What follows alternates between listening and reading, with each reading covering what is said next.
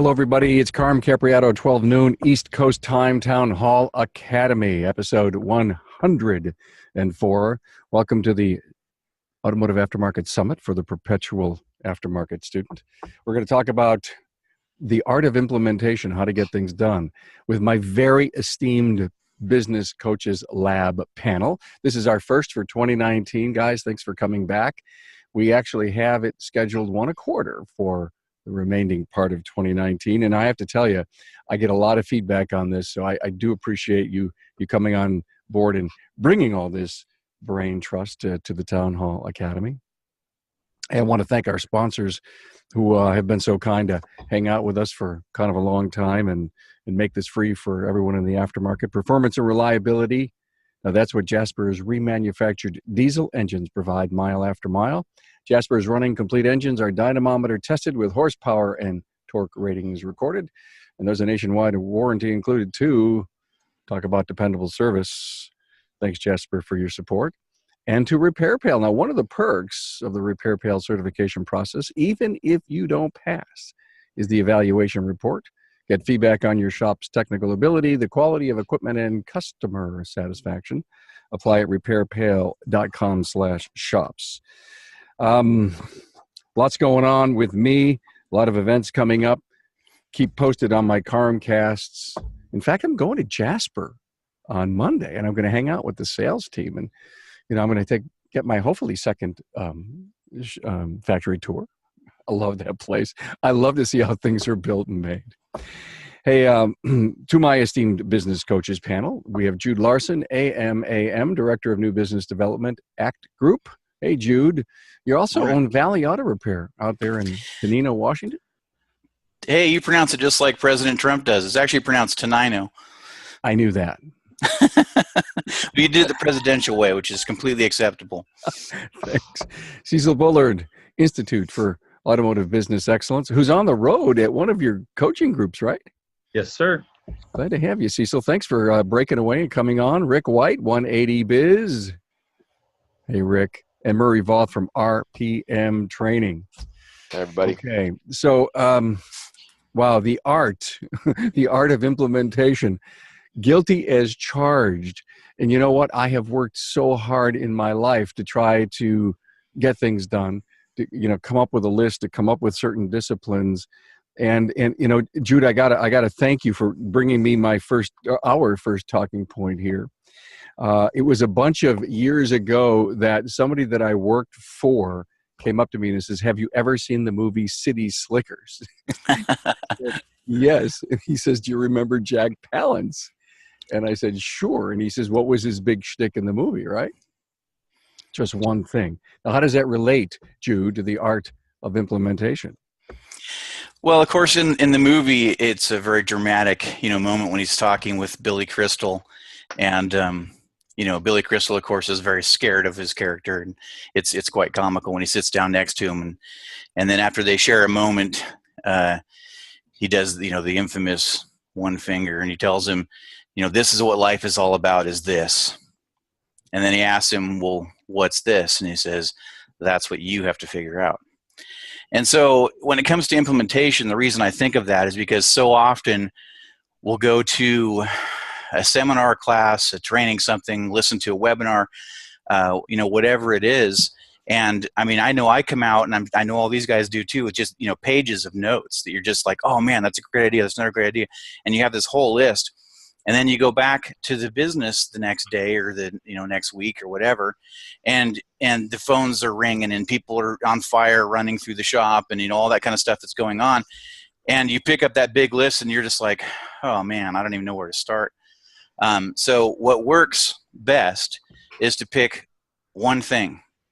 You go down the list and you find what's the biggest impact. Like if I did this one thing, that would have the biggest impact on the business today if I got that done. And it could be even the way you look at your list every morning of what you need to get done. Because oftentimes what we'll do instead, if we're going to be honest, right, is we put that one thing off because it's hard or we don't like doing it. It's not fun. So we're like, well, let me knock out these other 6 things first, then I'll feel really accomplished. And then I'll go back and I'll tackle that one thing. Next thing you know, it's 5:30. and that one thing never got touched. And so the business just continues to, cycle on as it does. Every once in a while, Jude, don't we pick a one thing that we know we have to get done, but it's just not our favorite thing to do? Oh, absolutely. Well, for SMART, we do, because it usually the one thing won't be our favorite thing. That's why it's the one thing. There you go. That's a really good point. There's some research on that idea of setting yourself up for the beginning of your day and for your week with knocking off a couple of easy things. Not do all your easy things first thing. So I think a balance between the two things you're talking about, Jude, I think is a huge priority, what you talked about. But if we can knock off one or two easy things, our brains reward us for getting that done. And I think what we need to do is then jump into that one thing at that point. Don't leave it till the end, right? Just do a couple easy ones and then jump right in. It kind of sets your brain up to keep going. That's why there's a video out there about the admiral that had the graduation speech, and he talks about making your bed. Right. And the fact that making the bed is a sense of accomplishment. And there's a really good book out called Eat That Frog by Brian Tracy, which is just fantastic, right? Mark Twain once said, if you got to eat frogs in the morning, pick the biggest, baddest one first, right? So the rest are easy after that. What's that? I said the rest are easy after you eat that big, bad one. Absolutely. Yeah, exactly. Yeah, for sure. I think sometimes it's more important to do the small thing that you can get done than it is to do the one thing that you might struggle with. When you're building trust with your staff, trust with the people around you, even sometimes trust with yourself, that making that bed is really important, because I said I'd do it, I did it, now I have some trust, building up trust. So I would say, one of my largest problems is I want to do too many things. Sometimes it's just about doing one thing, and it's maybe not that one thing. Maybe it's not the biggest thing. Maybe it's the thing that I know that I can accomplish that's going to show everybody else, hey, we can move forward. Kind of a leadership one thing. Okay, team, let me throw this challenge. Like I'm sorry. Let me just throw this challenge at you. You've got a to-do list that's sitting in front of you, and you start. And it doesn't matter if it's the frog that you're starting with, but you're starting with something. And then you digress, and then something pings the phone, something happens with the phone, you feel you have to check email, and you start putting yourself in a very, very vicious cycle. How do we overcome that?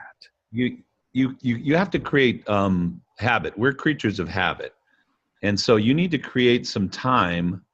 You don't create time, you set aside time.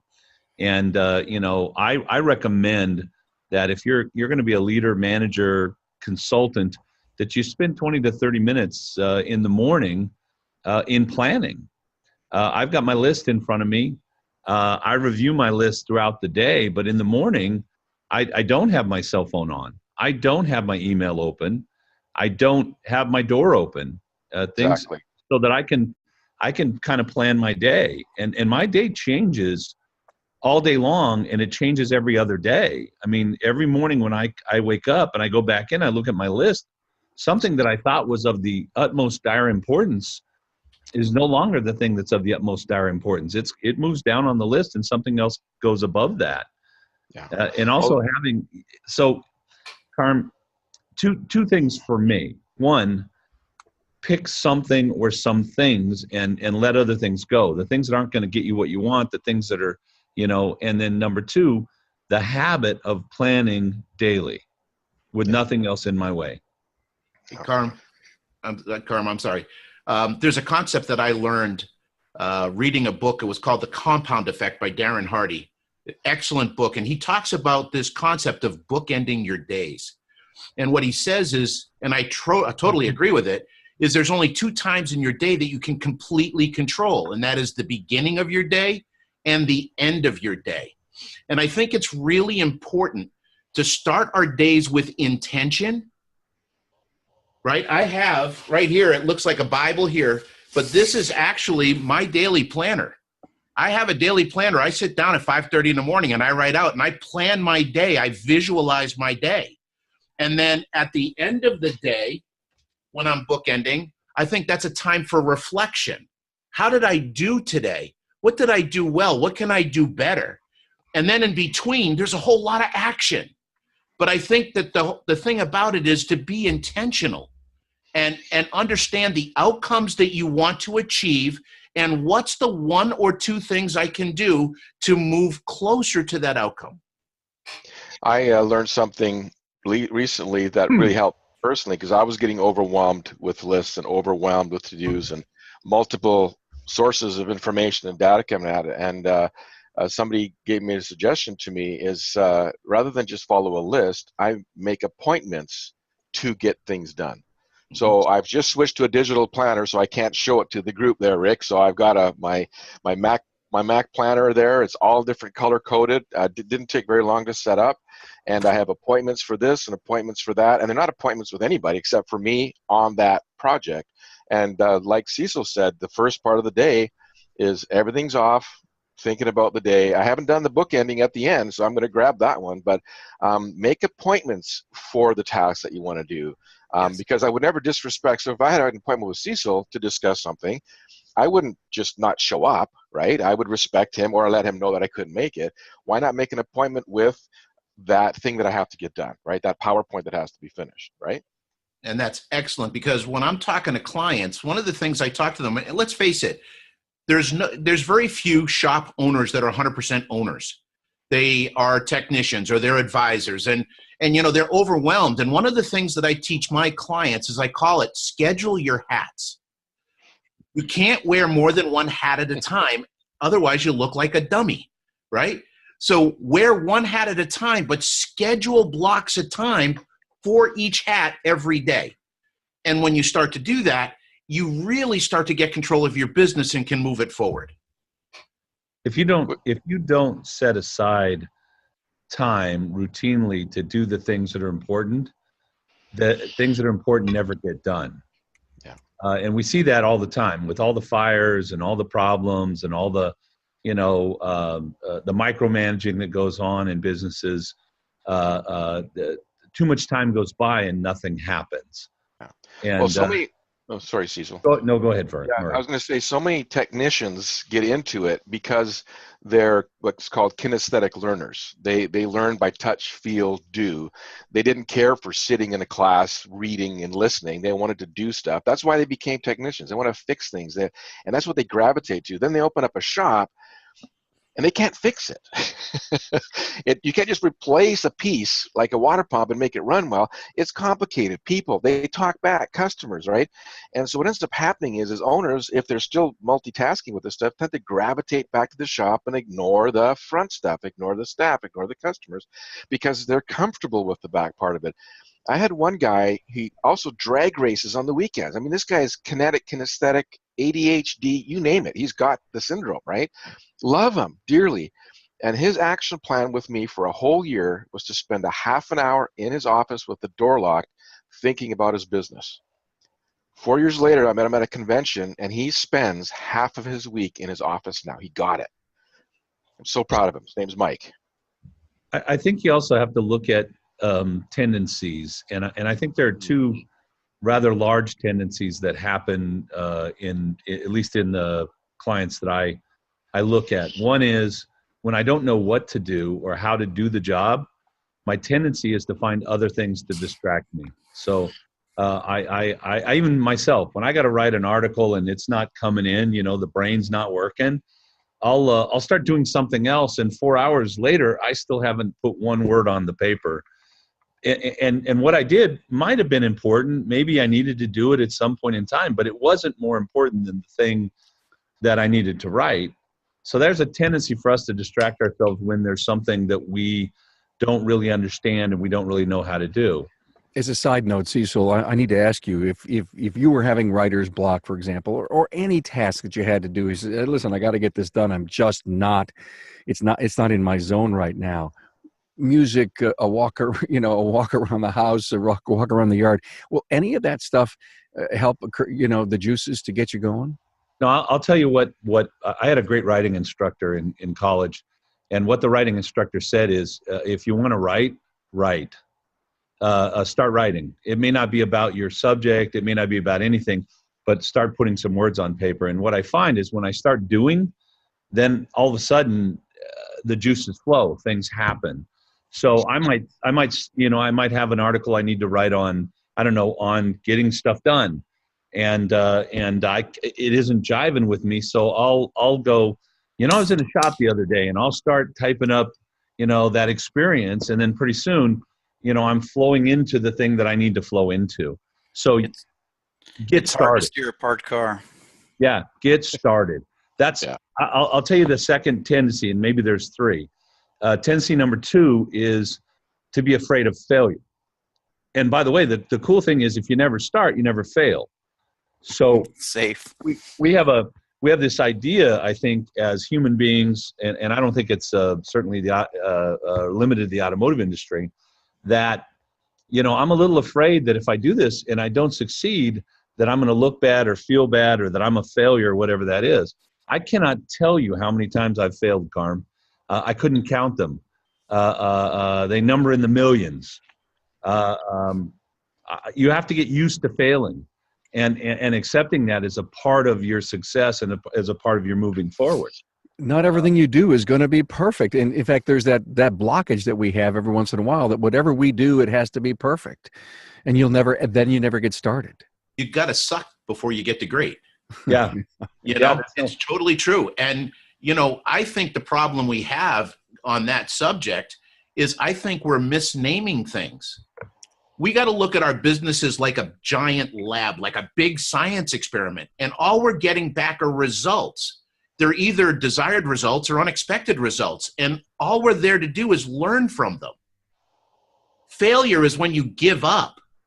I think failure is when you let an event determine what you believe your future potential is. Otherwise, it's just feedback. That's all it is. How many That's wings golden. how many wings did the Wright brothers have to make till they actually got off the ground? I don't think it was that one first set that we always see in that little video clip, right? I think they must have made hundreds of them. I mean, how many of us see kids? We have our little kids and they get up to walk and they fall down and we say, hey, you're stupid. Don't ever do that again. I love that analogy. I always tell my clients, I said, you walked in here today, right? And they're like, yeah. I says, when did you learn to walk? I don't know, when I was little. Do you remember learning? No. I said, how many times did you fall down? And they always had me start laughing. And they realized that they must have fallen down 1,000, 2,000, 3,000 times before they could walk.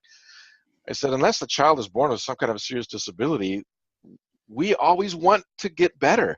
But something happens in our society that it bangs it out of us, like school or something, right? It bangs it out of us. We need to learn to be kind to ourselves and give Yes. ourselves a chance. I have people that they want to be confident before they start something. And the issue with that is confidence doesn't come first. First comes the choice. Then comes the commitment. Then comes the courage to do it.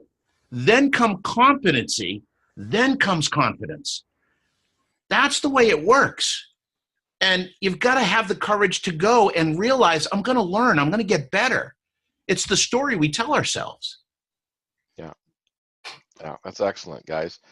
Hey, Carm, can I speak to my little late coming talking points there for a sec?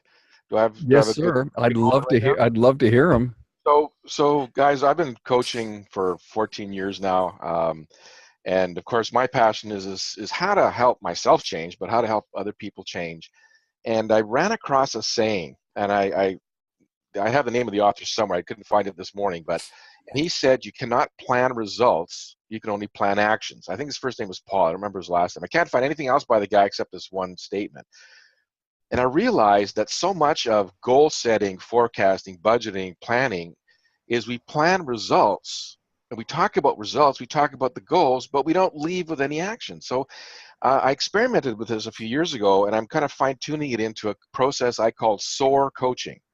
S stands for situation, O for outcome, A for action, and R for result.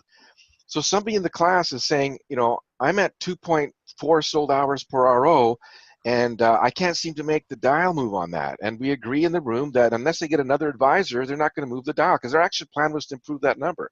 Well, what a ridiculous action plan. You know how many things changed that, gentlemen? I mean, you guys know that, right?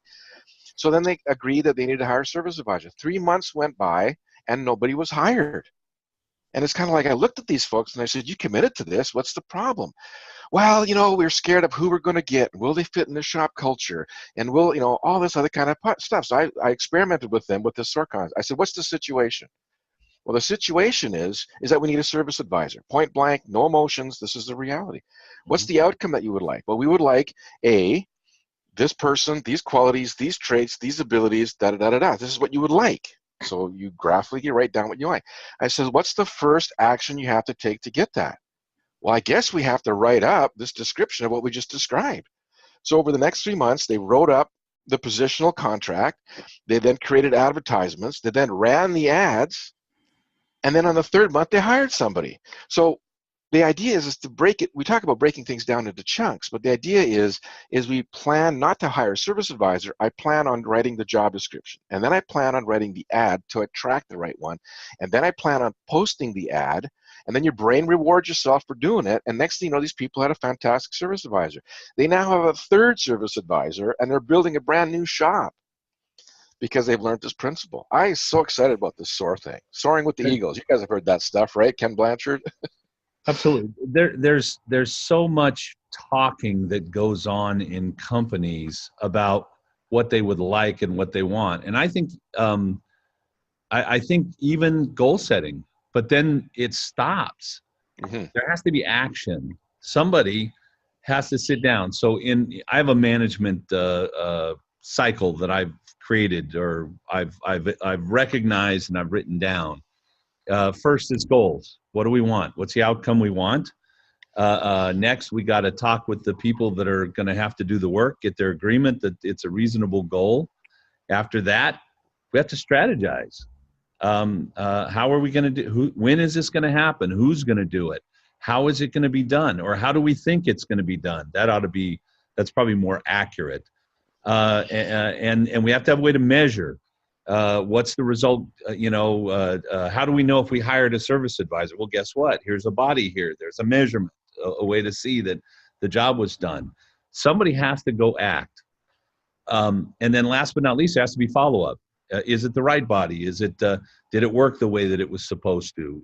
What are the consequences, either positive or negative for the employer, for the team, or for the individual? If you follow a process, you're much more likely to get the job done, and you're much more likely to get the job done correctly. And I don't care what the acronyms are, but somebody has to go do the action. You can talk all you want, and you can say whatever you want to say, but if somebody doesn't go do the work, I'll add one more comment, and that is when you have meetings with anybody. If I have a meeting one-on-one with one of my people, one of my staff members, or one-on-one with one of my clients, or with my whole team, we strategize and we come up with a task. Someone is going to do something, and there's a deadline in that. We never walk away without the task and the deadline. When we have a task and a deadline, now we can follow up at our next meeting or at 2 meetings down the road. Without that, you can't follow up. Cecil, you're the accountability coach, or at least the person who is getting a commitment. Think of the shop owner who doesn't have a business coach and who is floundering. That's self-discipline. I mean, you realize your role as the CEO of your company and the things you have to do to move your business forward. But so many of our shop owners that don't have that discipline today. I mean, I think that's who we're trying to talk to and help rise all ships with. How did I get there? Right? I mean, I was a shop owner, just like all these other people. I was struggling being successful. How did I get there? I guess for me, I recognized that I needed help. So I hired Jim Hunt. I hired Bob O'Connor. Yeah. I hired Mike Lee. And I went to their stuff and I learned stuff. And you know what else I did? I went online and I got a bunch of self-help books, organizational books, The One Thing, all of those books. And I read those things. I don't know how many books I've read on trying to stay focused, on trying to stay structured. And then I recognized, I sat down and I spent some time with myself, recognizing my faults, my tendencies that were not good tendencies. And I decided I'm going to change them. And I made small changes, got some trust built with myself, and then I made bigger changes, and then I fell on my face a couple of times and picked myself up and kept moving forward. I think what you're saying right now is you ought to have a coach, period. I mean, and I like that. That's a great thing to say, because that's what all four of us do for a living. Well, please don't think that that's my focus, but that's what I've learned being a aftermarket podcaster for over 400 episodes on remarkable results and 100 on the Town Hall Academy, is that the most successful shop owners out there have made the decision to get help. And again, it could be reading books, it could be attending seminars, it could be listening to the podcast, but ultimately at the end of the day, I get cards and letters that say, thank you for motivating me to get help from a consultant or a business coach perspective. Well, I actually have a coach myself for the last 18 months. I thought, why not, right? And I also wanted to ask Jude a question. Jude, you mentioned something in an email that we were bantering about a book called Getting Things Done, David Allen. You want to chat with the group a little bit about that? I think that's a fantastic book. No. I think that was you, right? Yeah, No. I'm just kidding. Yeah, it's a book that gave me great perspective on how to go about structuring all this stuff when you have that whole list of things that you need to get done. I'm still mulling over what Cecil was just saying. Sorry. Okay. No, it's okay, because it's all processing together. It's kind of like, like mashed potatoes. You get some lumps in there, and it's good stuff. But yeah, man. When accountability, it's like, if is there another way other than a coach? I mean, honestly, do you guys know of another way? Because if we do, we could tell everybody, and they could go do that. Well, I think there is another way. Probably not, but a coach doesn't have to be somebody that you hire and pay. I mean, your spouse, your significant other. Right. It comes in lots of forms. Sharing your goals and your targets with your staff. Your staff can hold you accountable, but there has to be accountability, and I think we miss that so often in our businesses and even with our people. And what happens is we have these long-term employees that have been with us for a very long time. They're out of control. They don't do what we want anymore. But we don't want to fire them because, they were here in the beginning. And we ruined them because we didn't coach them, because we didn't hold them accountable. We didn't set the goals. We didn't strategize with them. We didn't store with them. And it's unfortunate, because if we did it better, we'd hold on to more employees longer and better. Yes. Yeah. Yes. Good. Okay. I'll jump back in. Thanks. I just had to finish that thought because it was just right there. So, David Allen, Getting Things Done. It's a great philosophy on how to handle our brains were never designed to store lists of information. They just don't. And if anybody is doing that, I can guarantee you it's wearing you out. If you're just constantly in the back of your mind going, wait, I got to get this done. I got to get that done. I got to get this done. I got to get that. Oh, now I can't forget this and I can't forget that. And usually you get maybe a small percentage of it done, and the rest of it, at least if you're like me, the rest of it floats off into outer space somewhere. And then somebody says, well, what about that? And you're like, oh, I forgot to write that down. So anyway, his philosophy is you take everything as it comes in. The second that it comes into your mind of, I need to get that done, and you put it down on a main list. And then you break it down into various subsections. And it works really well, but you need to do it how you're going to do it. Some people need to do it on a piece of paper, handwritten, and I'm okay with that. If that's your thing, then it's more important that you do it than how you do it. I personally use a program, speaking to the technology point that I was talking about, that was designed around that philosophy. It's called Wunderlist, Wunderlist, and it breaks everything down. There's what they call the inbox. And so as you have a thought, you have it on your phone, your computer, it syncs to everything. You can share it, blah, blah. It's a great program, and it's free. But every time you have a thought of something needs to get done, you dump it into your inbox. And then at least once a day, you have to go through and you sort all the stuff in your inbox and you put it where it needs to go. That needs to go here. You put dates on it. You put due dates. You put reminders, all that kind of stuff. Because, of course, if you don't put a date on it, then who cares? It just floats out there in cyberspace somewhere. So you organize all of your things. And the idea is, how he originally did it before, because he wrote his first version of the book way before computers were able to handle a lot of this in a user-friendly way. And so he literally had 365 file folders, one for every day of the year. And when he got a task and he would go through his inbox of all the things that need to get done, he'd pull his inbox out and he'd go, okay, this one needs to be done on July 1st. And he'd go through and he'd stick it in July 1st. And then he'd go, okay, this one needs to be done on April 2nd. And he'd put it in April 2nd. And he would keep doing that until he was all the way through his inbox. And then each day he pulls out, now it's on April 2nd, he pulls out his April 2nd file and he opens it, and there's all the things that he needs to get done that day. And so it was just a great way to task organize when you have a constant flow of things that need to be getting done over and over and over and over again, and it keeps filling up. So that's kind of a real quick overview of what his concept is. Of course, there's a lot more in it if you read the book, and it explains it in more detail.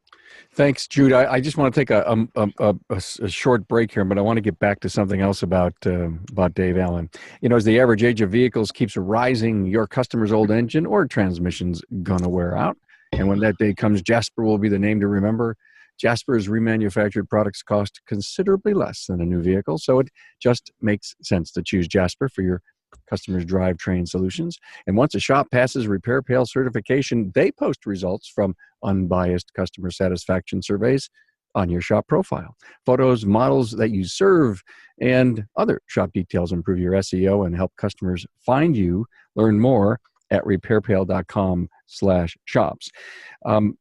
When I was looking at, and I haven't read Dave Allen's book, but when I looked at the overview of it, because I knew I had to get the book and we were going to talk about it today, he says something that we lack bandwidth for creative thinking. And that really hit me hard. Some people have that gift and some don't. And if, you know, Cecil, you were saying, and we know CEO needs to set the vision of the company and be creative and be able to take things from the outside world and make it theirs. You know, we have to actually realize that some people just don't have that innate ability. I don't know that I agree with that, frankly. Okay. I'm not a creative person. Never been a creative person in my entire life. I do occasionally get a crazy idea. Danger zone. The difference, I think, is that in the planning, I take time to be with me. I create habits about thinking about my company and what would be a great product. And occasionally somebody upsets me and I come up with something in response. I'm probably more reactive than proactive, but I look like I'm a really creative guy, but I'm not. I mean, I'm regurgitating ideas and thoughts and stuff that I've heard and I've learned from other great coaches and consultants that I've learned over the years. Here's the probably the biggest problem in an automotive shop for the owner. They're trying to do too much. They become the answer man. Everything goes through them. And if I'm spending 11 hours a day in my shop problem solving for everybody else, I don't get the chance or the time to sit down and be problem solving for me or my company. And so what we have to do, I think, as coaches and consultants, our responsibility is we have to teach these guys how to better manage their business so that they can better manage their time and have the chance and the opportunity to think and have the freedom to think in a creative way about their company and about what they would like out of their lives. And I don't know that happens very often for a typical business owner in a small business. If I can touch on that point really quick, because I think that what David Allen is actually talking about is exactly what Cecil just said, is that some people have more or less bandwidth, if you will, for creativity. Everybody has some. But the problem is when I was talking about when you're storing, you're using up all your bandwidth, keeping the list in your head of all the things you need to get done. And if you can get that out of your head and on paper, which is where it needs to be anyway, or on your digital device or whatever it is, to have a chance at really getting it done is where it needs to be. with a deadline on it and all that kind of stuff, then that frees up the bandwidth in your head to be able to be creative. And that's what Cecil's saying is you have to, if it doesn't come natural to you, which it doesn't to a lot of people, you have to force yourself to have that time, set it aside. And in the beginning, it's going to be uncomfortable, painful, whatever, but eventually it's going to pay off, and it's going to become like one of your favorite things. You're like, oh man, I can't wait for my hour this morning or half hour or whatever your time slot is. Well, if I can. Oh, you can. Thank you. I appreciate that. You will. I will anyway. I think we got to be careful with the words we use. And I'm big on words. If you talk to a shop owner, the basic, not a basic, but the majority of shop owners, if you start talking to them about a vision, their eyes glass over and their head fogs up and their head starts spinning. But if you say, hey, what's the destination? Where are we going? That has more impact. Instead of calling it creativity or being creative, why don't we call it dreaming? What's the dream? Where are we going? We don't give ourselves time, like Cecil said. We're so busy. They're so busy. They don't give themselves time to get to know themselves, to get to know where they want to go and why they want to do it. This is about implementing. And we got to step back and say, why am I implementing something? What's driving this implementation? Is it proactive or is it reactive? See, if it's reactive, I got to and the reason why I want to know that is because if I'm going to come into and start implementing something, I have to understand the baggage that I'm bringing to it. If I'm reactive, it's more likely to be charged with a lot of emotion. From loss or feeling less or losing out on something. I've got to be aware of that energy. If it's proactive, there's a different kind of energy. It's exciting. It's growth. It's something that I want to do. So we've got to be aware of that first. And then we got to know why. Why am I doing this? What's the outcome that I want? And we got to know why, because the implementation, the sitting down and thinking about it, that's kind of fun. But then, like Cecil says, we got to go in and do stuff every day to get it there. That gets boring. We got to remember why we're doing it so that we keep on doing it. And a great question to ask yourself is, number one, why do I want this? And make it really emotional, really dig in and figure out why. And then what happens if it stays the same? It's kind of the carrot and the stick, right? Why do I want it? That's my carrot. And then what happens if I stay the same? That's the stick, right? And that really works out well. I think it's really important to understand what's motivating your change. I think Bob O'Connor used to say, nobody changes until it hurts bad enough. Yeah. I don't know. I think it was him that I would attribute that to. I remember the pain that he would put us through when I had my place. Something else I wanted to bring up in this is something that's called transferability. And those of you that are technicians listening, it drives you crazy when you hire a technician that worked at a Honda dealership and you put him in a Ford and he can't work on a Ford. It's like, it still has four wheels, it still has injectors, so that's transferability. Transferring, it's got a different nameplate on it, but it's still, internal combustion engine. And it's the same with this stuff.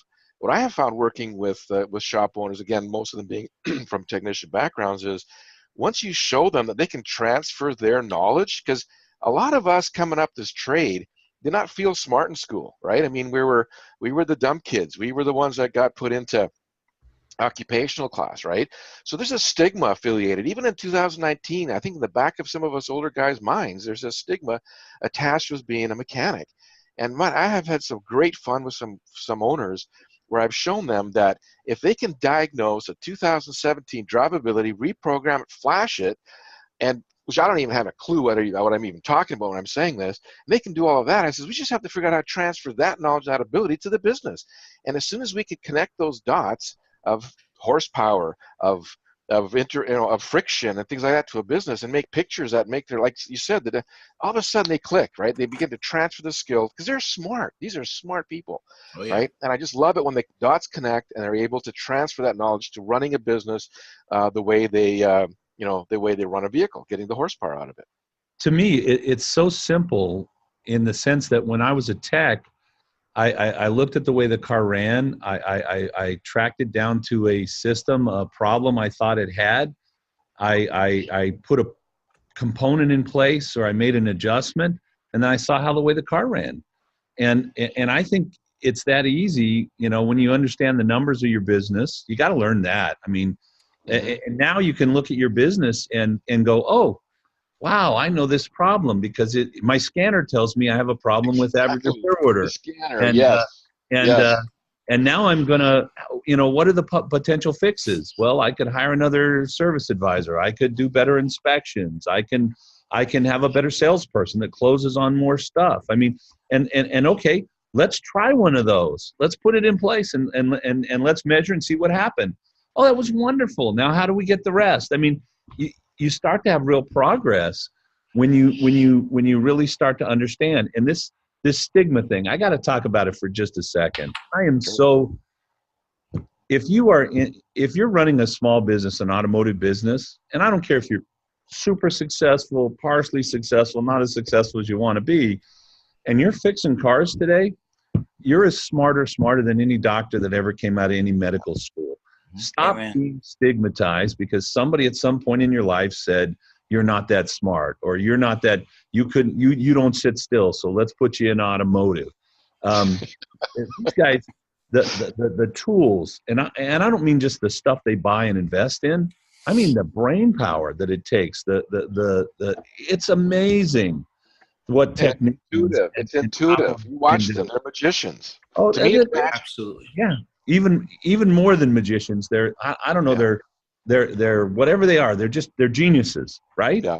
And yet they think they don't deserve success because they're not as smart as the doctor, the lawyer down the street. Well, that's just bull. It's BS. It is. We got to get our head out of our behinds and start to understand how valuable we are and how smart we are as an industry, and move forward as an Preach industry. it, brother Cecil. Absolutely. Amen. Absolutely. And guess what? And guess what? For those of you that are out there listening today or later on, and you're feeling like you're not as successful as you should be, I'm telling you now, none of us, including everybody on this panel, is as successful as they want to be. I agree. Success is never a destination. It's always a journey. I am more successful today than I've ever been, and I'm still not where I want to be. And that's the way we're designed. We're designed to grow. And so please don't feel like you're less than, like Cecil's been saying. Don't let somebody else, where somebody else is at, dictate what you believe is possible for you. It just means they're a little further along. That's all. How can I be better tomorrow? Amen. That's all I want to know, right? Amen. Give me something that will help me Little be step better every tomorrow. day. Nothing like having this panel together, this incredible, to go places we never expect that they would. But you know what, Carm, this is really an important aspect of this, because if I'm afraid of failure, if I don't set time aside, if I'm afraid I can't be successful, I'm less likely to implement and try. Amen. Okay? I'm going to implement.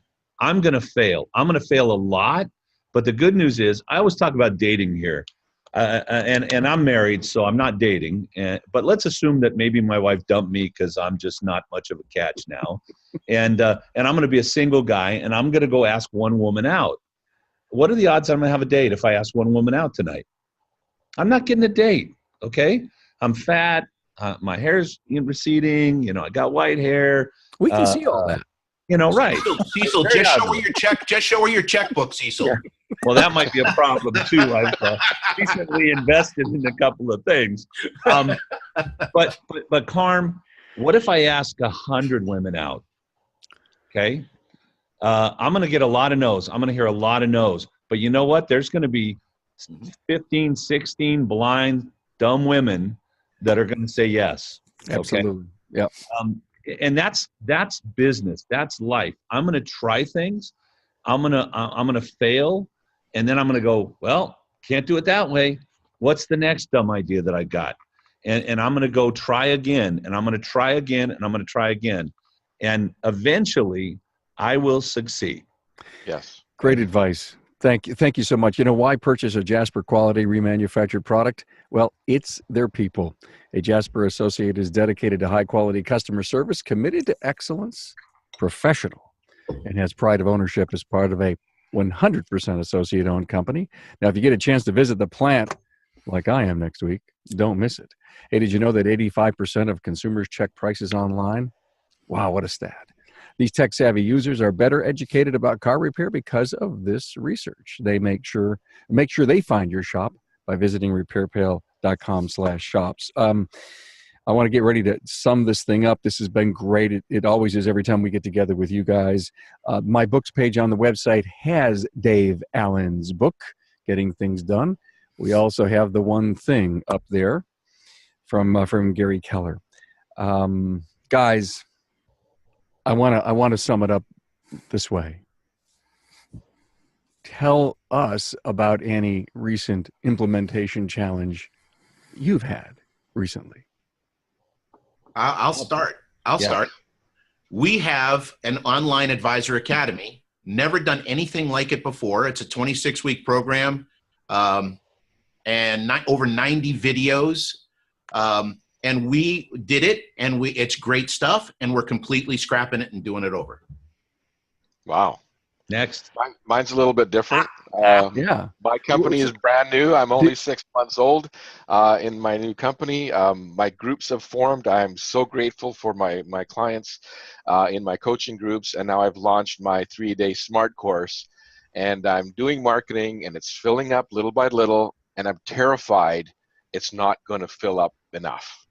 So guys, what I do this morning after this session, I'm doing my marketing, and I'm doing all the pieces I have control over, because I think all of you have heard me say this before. You do what you have control over so that you can deal with the things you don't have control over. So I'm going to go right to my coffee with my wife, because I just got home last night, and then I'm going to get to my marketing of my stuff, and I know it will fill up because I know people who know me will send their people to me. So, but guys, I got some fear going on here right now, so I'll be honest with you, but I know that the marketing works. So I'm not going to say what we're doing, but we're going to be announcing something new in June that we'll be implementing in July. Another one of Cecil's crazy ideas. Cool. I put my staff together in December, and I sat down with my staff and I said, okay, coming up in 2019, we're going to continue our service mastery. We're changing our shop mastery, and we have this new thing that we're going to do, and I want a date of July. And my staff spent the next 30 minutes telling me all the reasons we couldn't do it. Okay? We don't have enough time. We don't have enough money. We don't have enough staff. We don't have enough of this. We don't have enough of that. And after they got all done, at the end of 30 minutes, I said, okay, I've heard all the reasons that we can't get the job done. Now I want a plan to get the job done. Okay? And we now have a plan. Now, by the way, we may not make it in July. It may be August. It might even be September, but it won't push past that because we have a plan. Because I wouldn't allow them to tell me all the reasons why we couldn't get it done. Too many people are focused on all the reasons they can't. You want to be successful in the world. You want to be successful in business. As Murray said, focus on the things that you have control over. Get yourself a plan together. It isn't all going to work perfectly, I guarantee it. But, I've fallen on my face more than once. I'll do it again tomorrow, and I'll pick myself up and turn around and make whatever the change is that I need to make to be successful. Absolutely. I never ask any of my clients to do anything that I can't, and I'm not willing to try myself. Amen. So. Well, I guess I got to share. For me right now, it's actually more about the shop, because since I took over full ownership of it, and technically I started a new company basically in July, and so a lot of my focus has been on that and less on the consulting side of things. I'm still doing all of that. It's just the shop is taking the bulk of my time right now. So I'm thinking of actually, I think it was Murray that said it. Talking about a client that was saying, man, I want 4 hours per repair order. I'm stuck at 2.4. I need that second advisor. And I've been telling my people for a little bit now that as soon as we get to XYZ, we're bringing on that second advisor. And so I'm feeling challenged, like I've been dragging this out too long and I need to just make that leap, because I'm of course looking at all the numbers and waiting for them to all line up just right before I, hit the go button kind of thing. But Perfection. But anyway, yeah, exactly. I love it, but it'll kill you. So Nothing Jude, is- there's 3 other coaches staring at your video on our screens going, just do it, buddy. Yeah. Just do Do it. The stars never align perfectly. it. Exactly. Yeah, I know. That's the one thing of is the I know all that stuff. I tell everybody those things. But then you're sitting in the middle of it. Darn it for being a human. You know what I mean? Yeah, I hate it. One of the classic blunders, besides being in a land war in Asia, Yeah.